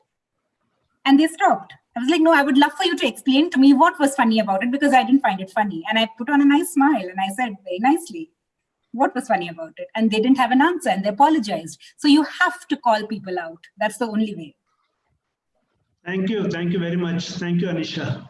The next question has come to Dr. Nabil. I'm just taking one question for each of the panelists in the interest of time. So, Dr. Nabil, the question is, what are some simple steps to ensure that balance is maintained for gender equality, which will give a chance to expand on the principles that you elucidated? Yeah, hello, am I audible? Yeah, you're audible. Yes, please go ahead. Yeah. Yeah, I think first and foremost, I think the education is really crucial. And what has happened today, many people, because I'm coming from an education institute, many people don't understand what education is. So we are really looking at holistic education which is moral based, spiritual based, because there are many youths, whether it's a girl or boy, it doesn't matter. At the end of the day, where they come out of a degree college, but they don't know what to do with that. Only thing is they are looking at making money, they are looking at making careers. I think the first and foremost step would be spiritual education, giving importance to spiritual education, quality-based education, holistic education, serve the humanity, serve the society. If that is taken care, I'm sure, with the effort of both male and female, we can eradicate all the problems that we see in the society today. That's what I feel. Because I'm personally not an expert in gender equality. I don't have any practical experience like other panelists have. I'm talking from more like a spiritual and holistic and philosophical perspective. But I really feel education really matters. And today's societal education has become very physical, mathematical, and nobody care about qualities. Nobody care about, service to humanity. We are all thinking about how I can make money, how I can get a car, how I can make property. I think this, because I'm coming from education, I know career-based education is what is everywhere it's going on. And I think we need to balance education also. We need to look at morals, holistic and quality-based education, which really people need to contribute to the society and think about service, that selfless service. That's what is required, I feel. I don't know how I have answered, but that's what I feel. Yeah. Sure, thank you. Thank you very much, Dr. Nabil. The next question is to Mrs. Christie Abraham. So one of the participants is asking a question: is gender mainstreaming in the letter of law, or is it being really implemented?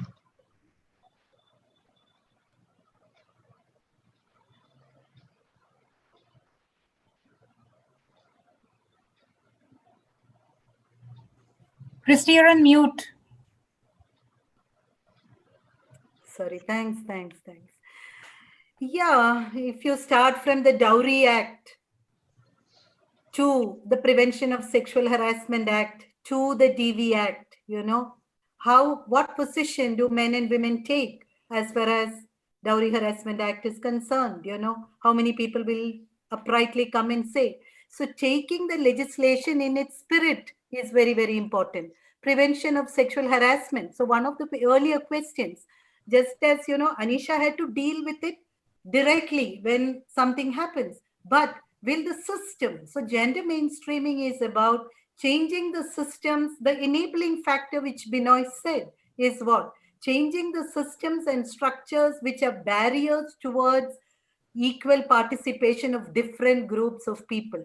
So legislations are required, and implementation of the POSH Act is something which people have to take the responsibility and form it, form committees, and you have to report back. So yes, it is in paper, most of these things, and we need to, same thing with the sex selective abortions. A lot of doctors go and a lot of women go. Now, do you blame the women or do you blame the doctors, So where is awareness? Where is information? I'm not going into it.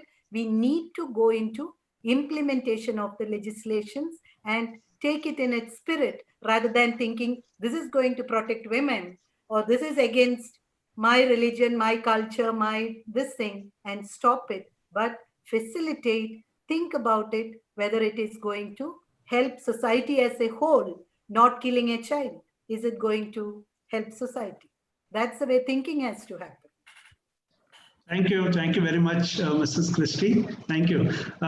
Next question is to Deepika. Deepika, one of the participants is asking a question that you spoke about the family support, the family empowerment, and now being in bigger cities, it's getting more nuclear. So in reality, the family structure is getting disintegrated. So how do we really balance this out so that we also manage our career, we also manage our life, and then we also manage the harmony within our family?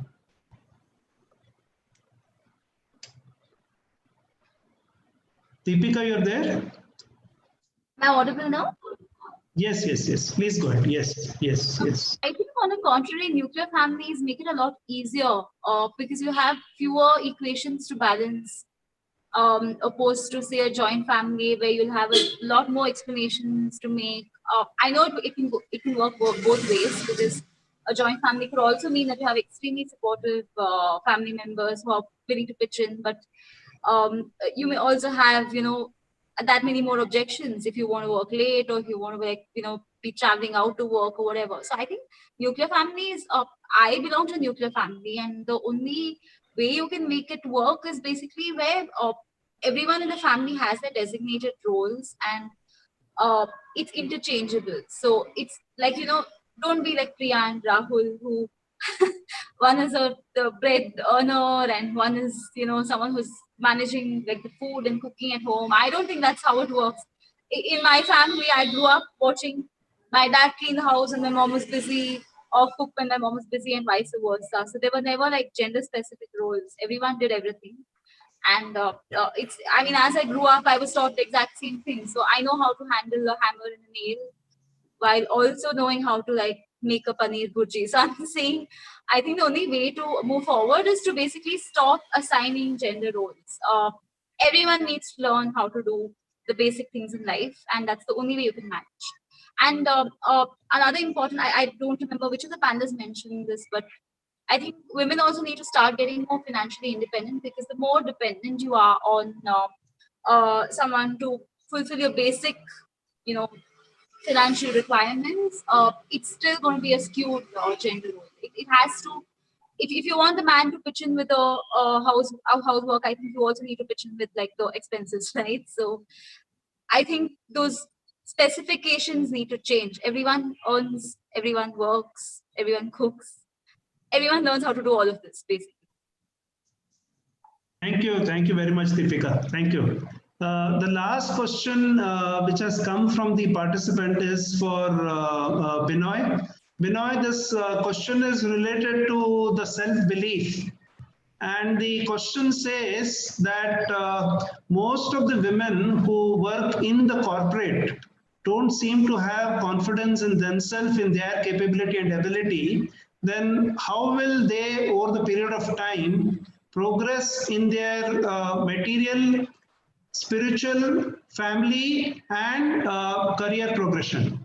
So what are the steps companies like Wipro, where you're working at this point of time, are undertaking to ensure that women themselves are more confident? Okay, so if you actually see, when I have to talk about, let me go a little back and then explain this particular question, because it's a very in-depth question.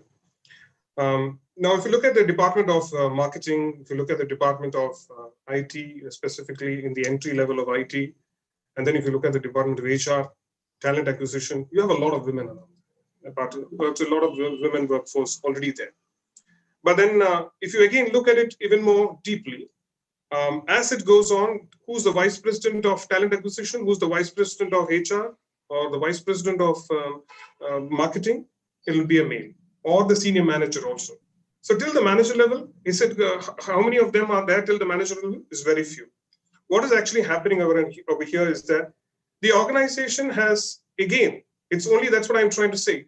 The organization in 2020 seemed to have made some kind of a progress. And what is that progress? They seem to have made certain adjustments, where in the recent, like 6 months back, there was an announcement that was made in our organization saying that any woman who has, if there is a woman applicant in the resume, if she has got more than 4 years of gap, we are ready to accommodate. Now, the point is, did it take only 6 months back for them to think on this particular aspect? Because the reason is there are certain specific reasons which a woman needs to take when for a certain reason, or for whatever would be the reason, that she or she would take a break. But when she takes a break, now when she wants to come back to work at a later point of time, when certain things are settled or when certain things are acceptable, then is the corporate ready to accommodate? And that has never happened. So that question is correct. Actually, so what has happened over here is we don't have many people who have taken a break coming back. Maybe we could have one or two that is coming in, but we shouldn't be even considering that part because those are all a little determined factors. It's just that cannot be the one. We need to have a equal distribution. Is it happening consistently with all women around when they take a break, whether they can come back at ease, or is it that they need to do a lot of hard work? So the systems is what needs to be set. So there is one system which says yes after a break of 4 years. The next system is, do we have the space for them to work from home? Because that is specifically necessary because there's a lot of other things that they need to be looking into.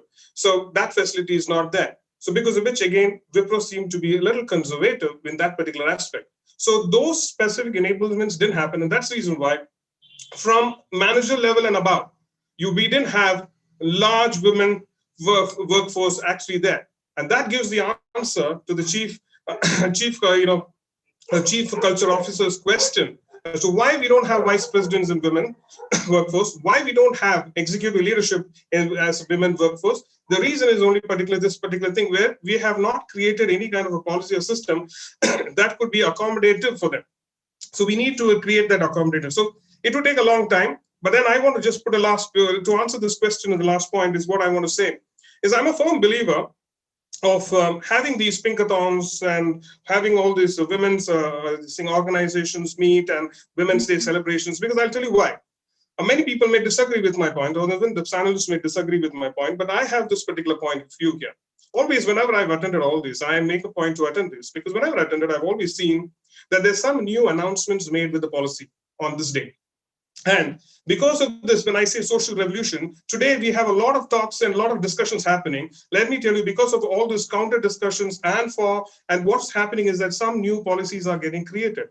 And this may be probably the next 5 years down the line, we could see a drastic improvement in this because there is a focus towards ensuring that we need to have women representations there. The reason is in the leadership level, not having women representation is a big loss for the talent acquisition community. The reason is we are not having any of their expertise in ensuring they can be a participant in the economic development or in the organization development, but because the reason is they are focusing towards development of home.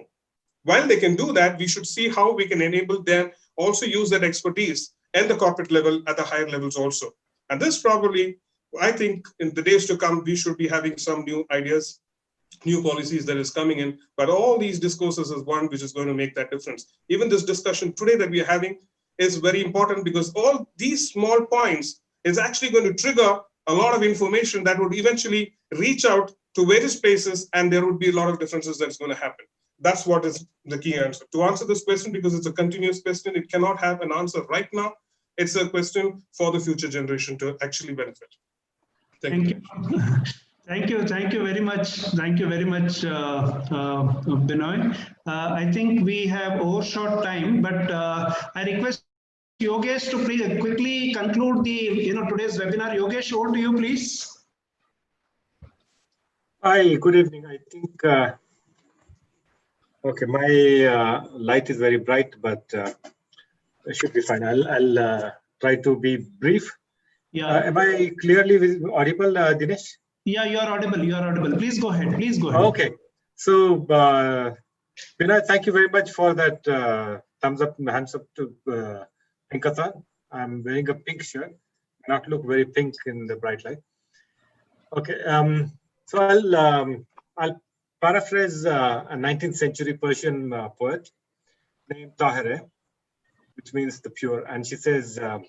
So this is to disagree with most of the panelists says men and women are equal in every right. She said women are equal to men in every field, in intuition and empathy superior. To see some examples in this present time of pandemic, if you see the leaderships that used intuition and empathy to fight the pandemic, and they defeated the pandemic. There were New Zealand, Finland, from our own Kerala, Germany. And if you see, the leaders were all women there because they used the power of empathy and intuition. They did far better than their male counterparts. So first of all, I thank all the panelists for sharing their views and very important points, thought-provoking points, and beautiful experiences. So Anisha mentioned was very fiery speech and very good. She mentioned the disadvantages and handicaps that patriarchy creates, and then the complacency that is inherited by tradition, and then the importance of using the correct language. The language matters. Words like helps and allows, these words, they externalize the responsibility and reinforce the position of power. So we need to challenge all this. We need to use the correct language. At the same time, we need to challenge all these age-old concepts, and we have to accept that equality and being identical is different. Is what we need is equity, which was mentioned by a few other panelists also. Deepika mentioned, she spoke about personal experience and role of women at work and the social acceptance of that role. And then gender stereotyping. So a girl needs to learn to cook or dance and such a things. So she spoke about the family support, and that's a very, very important point. Family is the structure where we develop these skills and these capacities. Nabil presented a beautiful slide presentation, and that analogy of the bird and the wings, equal wings, that was very strong. And then it says the world of humanity is possessed of two wings, the male and the female. So long as these two wings are not equivalent in strength, the bird will not fly. True. And then Christie started with the example of Mahadevi, and that's a 12th century example, and it shows that even in the ancient time, womankind, they had aspirations to be treated equally for what they are, even though women are physically weaker than men, because men have to go to war, and that was the time of the masculine superiority, because men ruled by the power of muscles and shield and swords. But she aspired to be treated equally in the court, to be able to write her poetry and to debate with men at intellectual level. So Christie also highlighted that biology is not destiny. Everyone has rights, everyone has aspirations. So at the same time, when you have rights, you also have duties, and it's our duty to promote and respect all human rights for everyone. And Binoy brought out many important points. The same point that men took charge of protection, women took care of the family. And then how this has changed over time. And so coming to 2020, he highlighted the point that questions arise that why there are no women in the power of leadership, in the representation of women in the leadership. So this is very important to bring out these issues, talk about these issues, so that there can be a policy change. There can be, these new policies can be made based on that. And then he spoke about enablement. So enable women so that they can easily occupy spaces. That's very important. The spaces are there. Women want to occupy. They are capable of occupying those spaces. Deepika showed us that she can go into riots, to cover riots as a journalist. She can go to work at night. We have to create the structures so that women can easily occupy the spaces. And there was a highlighted point was gender sensitivity for biological differences, because men and women biology is different, but that doesn't mean one is superior to the other, even though I accept that women are superior to men in power of intuition and empathy. So I'll end with one short video. If okay, I'm going to share.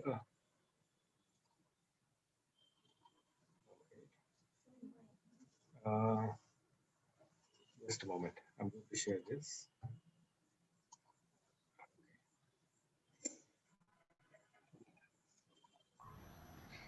To change the world with all. If it will do nothing else, it will benefit the future generations. Men have disgraced women and hindered us everywhere. Laughed at our mistakes, mocked at our success, scorned our kind, thwarted our progress, cooled our well-wishers, heated our distractors. And what is your reason? Because you are girls. Have not a girl eyes? Have not a girl hands?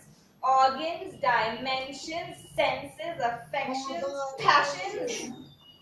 Fed with the same food, hurt with the same words, subject to the same disease, healed by the same meals, warmed and cooled by the same summer and winter as you boys are. If you prick us, do we not bleed? If you tickle us, do we not laugh? If you teach us, do we not learn? If you encourage us, do we not blossom? If you allow us, shall we not excel? And if you wrong us, shall we revenge? If we are like you in the rest, should we resemble you in that? Should a girl harm a boy, what is the sufferance? Punishment and revenge? If men wrong girls, what should the consequence be by the masculine example? Why? Revenge. Nay, the villainy you teach me, I shall not execute, but I shall change the instruction, for I know essentially both genders are equal, though we are better in virtues of compassion and intuition. With same virtues, I shall establish equality in practice, and uplift all, even if you are a boy or a man. Thank you very much, all the panelists once again, and thank you very much for all the attendees for joining us and for all the beautiful comments and important questions. So there was one more point about the poll questions. The poll questions, there was a lot of disagreement, and there was a discussion about the poll questions. That these poll questions promoted gender stereotype. So the poll questions, I think they were meant to provoke this thought that can we go beyond these options which are given? Do we have to accept the options which are given? Or shall we challenge? And we saw Anisha was leading the charge against all those options given. And I wish it was everybody else who was starting the same charge. So we let's be a little more Anisha in our thoughts, a little more Christie in our thoughts, a little more Binoy in our thoughts, a little more Deepika in our thoughts. And thank you very much once again.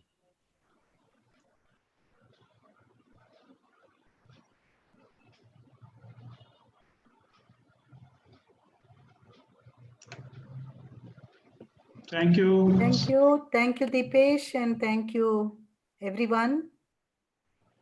Thank you very much. Thank you for all Thanks, of everyone. Thanks for the invite. Thank you. Nice meeting all of you, my co-panelists from Anisha to Binoy to Nabil to Deepika to everyone.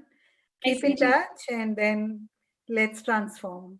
Yes. Thank you. Let's connect and transform. Lovely, knowledgeable, lovely, knowledgeable, experienced panelists. God bless you all, each one of you. God bless you too. Thank you. Sir. Thank you. The Baha'i community and to the panelists also. Thank you very much. Yes. Thank you very much, everybody. This is my hometown, Bangalore. I'm sitting in Gwalior. And I've really enjoyed every panelist. God bless all of you. And let us women be proud of what has happened today. Thank you. Thank you very much for, very listening proud to of us. every I'm experience. Gwalior. That's really good to hear that. I Good had friends from presentation. Kolkata here. I had a friend from Jordan listening